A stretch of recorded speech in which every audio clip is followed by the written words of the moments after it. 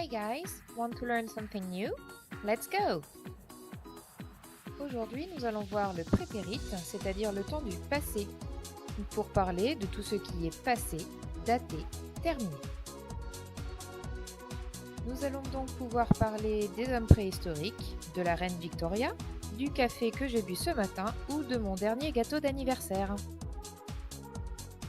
Passons maintenant à la conjugaison.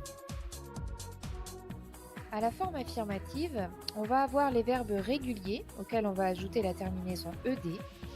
Puis on aura les verbes irréguliers. Là, malheureusement, il va falloir les apprendre. Mais la bonne nouvelle, c'est qu'il n'y a qu'une seule forme pour toutes les personnes. Et ça, c'est plutôt cool. Si l'on prend le verbe like, qui est un verbe régulier, ça va nous donner I liked, you liked, he liked, we liked, you liked, they liked. Si l'on prend maintenant le verbe go, qui est un verbe irrégulier, nous allons avoir I went, you went, he went, we went, you went, they went. Passons maintenant à la forme négative. Nous allons avoir didn't plus la base verbale.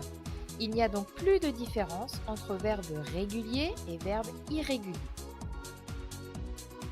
Si l'on reprend notre verbe like, qui est un verbe régulier, ça va nous donner I didn't like, you didn't like, he didn't like, we didn't like, you didn't like, they didn't like. Même chose pour le verbe go, qui est un verbe irrégulier. On va avoir I didn't go, you didn't go, he didn't go, we didn't go, you didn't go, they didn't go.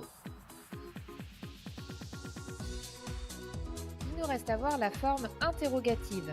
Ici, nous allons avoir l'auxiliaire did pour tous les verbes, qu'ils soient réguliers ou irréguliers.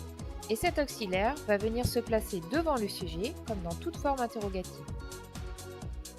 Reprenons une dernière fois notre verbe like.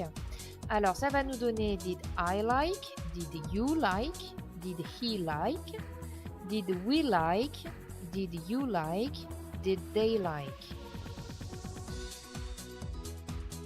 Et voilà, vous savez tout ce qu'il y a à savoir sur le prétérit. J'espère que vous avez apprécié la leçon. Et maintenant, à vous de jouer.